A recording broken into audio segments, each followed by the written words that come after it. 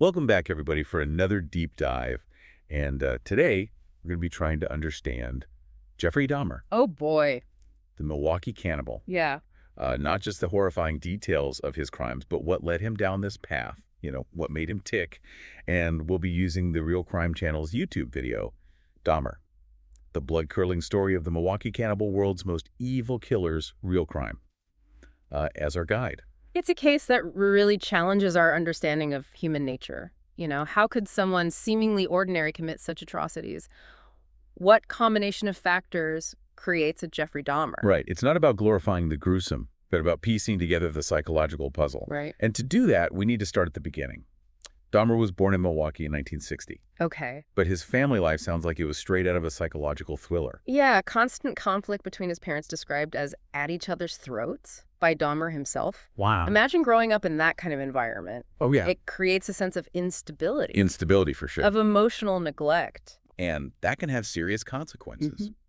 The video mentions Dahmer was a loner even in school, laughing when other kids got hurt. Yeah. Almost a complete lack of empathy, which we know can be a predictor. Not a guarantee, of course, but a significant red flag. Red flag, yeah. Psychopathy, which is a broad term, often involves this diminished capacity for empathy. It's like the wiring for connecting to other people's emotions is faulty.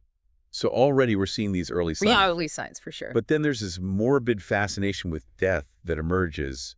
First, it was collecting insects. Yeah. Normal kid stuff, right?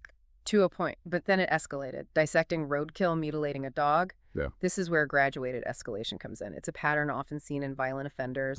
They start small, then the acts get more intense, and the victims shift from animals to humans. Like a horrifying staircase. They're climbing each step worse than the last. And the YouTube video mentions a mutilated dog found nailed to a tree behind Dahmer's house. Clearly, this wasn't just scientific curiosity. There's a sadistic element here, a need for power and control over living things. And what's even more disturbing is that Dahmer's parents were so wrapped up in their own drama, they seemed oblivious. It's almost unbelievable a classmate remembers him bringing scotch to school in a coffee cup, like something out of a dark comedy. Yeah. But this was a real kid with very real problems, and nobody seemed to notice. Or if they did, they didn't do anything. This speaks to the need for early intervention, not just for the individual, but for the family unit. Dahmer's alcohol use wasn't just teenage rebellion. It was self-medication, a way to cope with the turmoil inside. And then at 18, his parents divorced. It seems like that was the tipping point, the moment everything went from bad to unimaginably worse. He was alone adrift, and those dark fantasies were festering, and on June 18th, 1978, he picked up a hitchhiker named Stephen Hicks. It starts innocently enough drinks at Dahmer's place, but then Hicks wants to leave.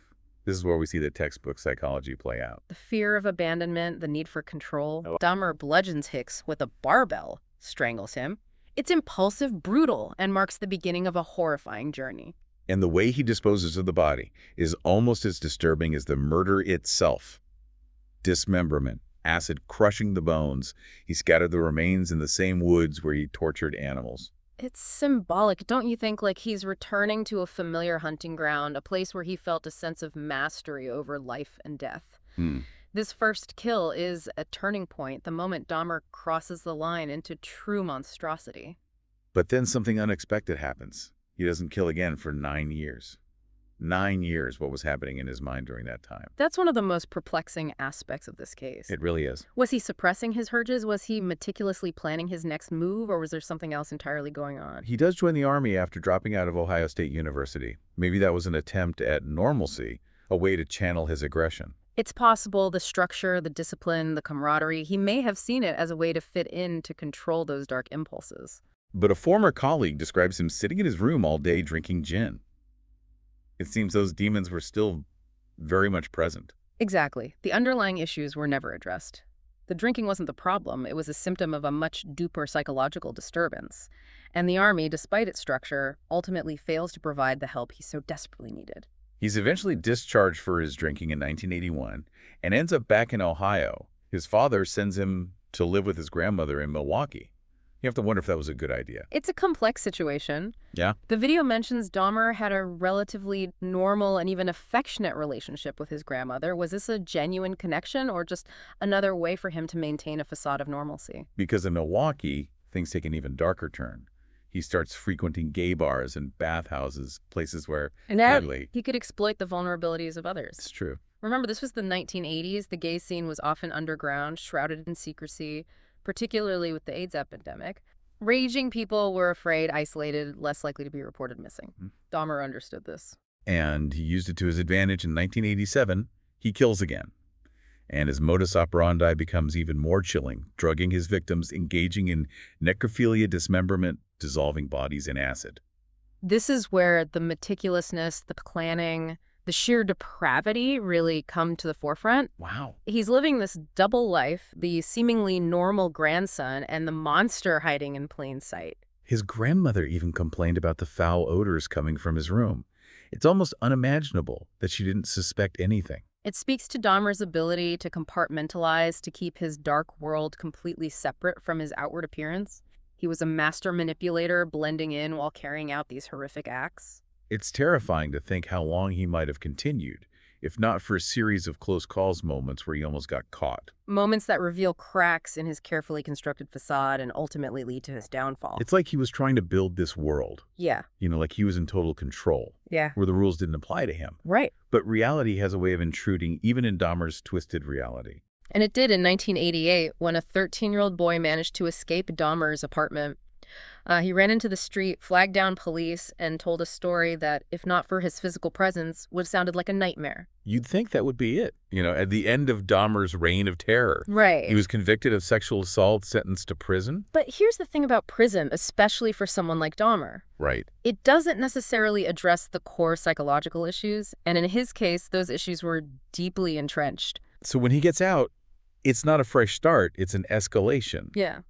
The YouTube video goes into his obsession with creating zombie sex slaves. Yeah, that's where his fantasies take an even darker turn, drilling holes into victims' skulls, injecting muriatic acid. Yeah. It wasn't enough to just kill. He wanted to control, to possess, even beyond death. That's where it crosses over from, a crime, a violation, into something almost supernatural. Yeah. The need to not just dominate the body, but the very essence of a person.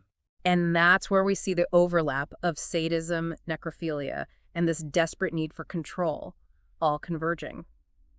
Dahmer wasn't just seeking sexual gratification. He was trying to create a world where his victims were literally extensions of himself, unable to leave, to reject him. It's mind-boggling how someone can function in daily life while harboring this kind of darkness. He had a job at a chocolate factory, for crying out loud. That's the chilling part. Yeah. He blended in, he chose victims who were less likely to be missed, people on the fringes of society. The video really emphasizes how Dahmer exploited those vulnerabilities, how he understood that their disappearances might not be noticed right away. And tragically, he was often right. There was even that incident in May 1991 where police buy his story that a drugged naked victim is his boyfriend. Yeah, that incident really underscores how societal biases can cloud judgment. Absolutely. The officers were more likely to believe Dahmer because of the victim's race and sexual orientation. It's horrible. It's a tragic reminder that sometimes even those in authority can be blind to the truth. It makes you wonder how many other warning signs were missed or dismissed because people just didn't want to see them. Absolutely, and that's a challenge for all of us, to be aware of our own biases, to be willing to question things that don't seem quite right, even if they fit a familiar narrative. We have to be vigilant, not just for our own safety, but for the safety of others. Thankfully, Dahmer's carefully constructed facade finally crumbled in July 1991 when Tracy Edwards escaped his apartment. Edwards, with a handcuff dangling from his wrist, managed to flag down police, and when they went back to Dahmer's apartment, they uncovered a scene that shocked even seasoned investigators. Body parts, photographs, skulls, it doesn't even sound real. It was a nightmare brought to life. Dahmer's apartment became a symbol of everything dark, and depraved, a stark reminder of the evil that can lurk beneath the surface of seemingly ordinary lives. And to his credit, he confessed to everything, 17 victims, their stories, the details of his crimes, he laid it all out. That confession is fascinating.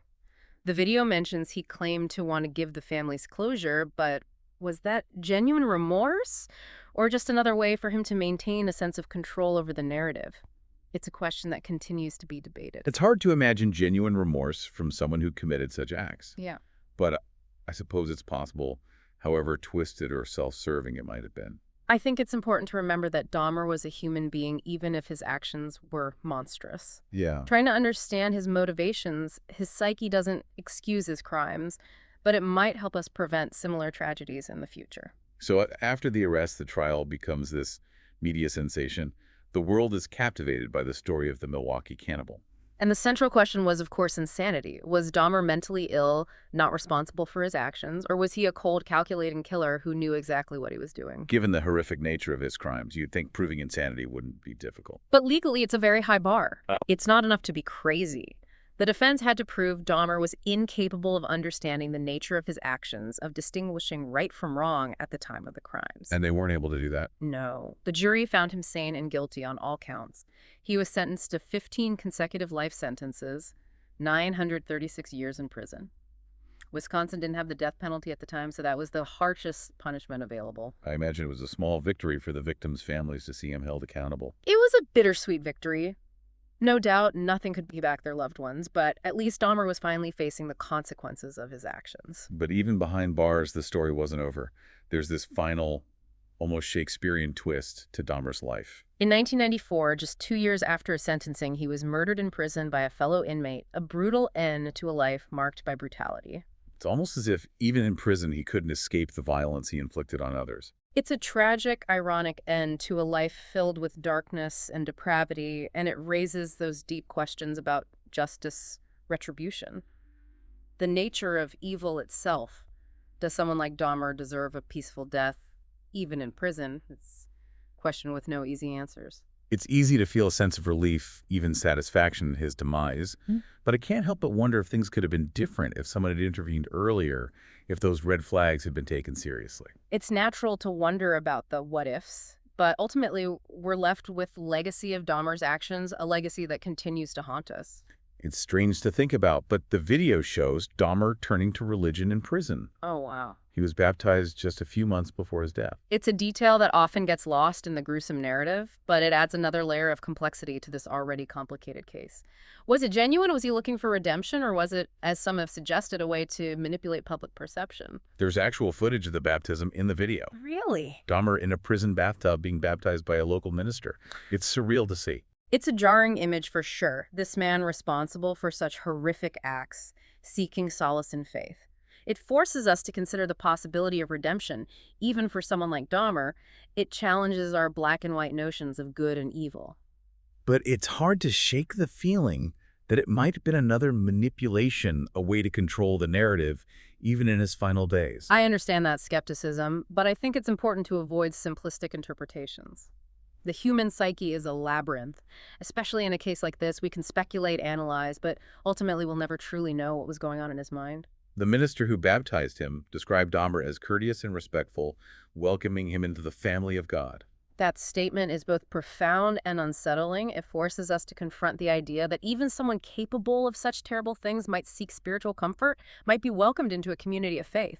It makes us question our own capacity for forgiveness, for understanding. It really drives home the point that even the most notorious figures are still human beings. Right. Capable of complex emotions, of seeking meaning, even in the face of their own monstrous acts. Exactly, and that's where the real challenge lies. Should we attempt to understand the motivations of someone like Dahmer without condoning his actions? Can we acknowledge his humanity without diminishing the suffering he caused? It's a question with no easy answers, but I think grappling with that discomfort, that complexity, is part of what makes this case so compelling, so enduring. Absolutely. Dahmer's story isn't just a true crime horror show. It's a cautionary tale, a mirror reflecting the darkest aspects of human nature. But it's also a story that forces us to confront uncomfortable truths about ourselves, about our society, about the very nature of good and evil. The video ends on a rather somber note, reminding us that Dahmer's apartment building, the site of so much suffering, was demolished in 1992. But the memories, the pain, and the questions linger. The demolition was a symbolic act, an attempt to erase a physical reminder of Dahmer's crimes. But as we've discussed the psychological scars, the societal implications, these run much deeper. This case continues to fascinate and horrify us because it forces us to look into the abyss, to acknowledge the darkness that can exist within seemingly ordinary people, within seemingly ordinary places. So as we wrap up this deep dive, what are the key takeaways? What can we learn from this exploration of Jeffrey Dahmer's life and crimes? First and foremost, I think it highlights the critical importance of early intervention. Yeah. The cruelty to animals, the social isolation, the substance abuse, these were all red flags that went unnoticed or ignored. If we can recognize these signs in children and adolescents, perhaps we can intervene before they escalate into something more sinister. It also underscored the desperate need for better mental health resources and support systems. Mm. Dahmer clearly needed help, but he fell through the cracks. We need to make sure those safety nets are stronger, more accessible, so that individuals struggling with similar demons can get the treatment they need. And finally, I think it's crucial to acknowledge the role that societal biases play in these tragedies. Dahmer targeted marginalized individuals knowing they were less likely to be missed. We need to be more aware of these vulnerabilities to create a society where everyone feels seen, valued, and protected. Dahmer's story is a stark reminder that evil doesn't always announce itself with a grand gesture. It can hide in plain sight, masquerading as normalcy until it's too late. We need to be vigilant to challenge our assumptions and to create a world where tragedies like this become unthinkable relics of the past. It's a challenging task, but a necessary one. We can't afford to shy away from the darkness. By understanding it, confronting it, perhaps we can find a way to build a brighter future, a future where the monsters are kept at bay.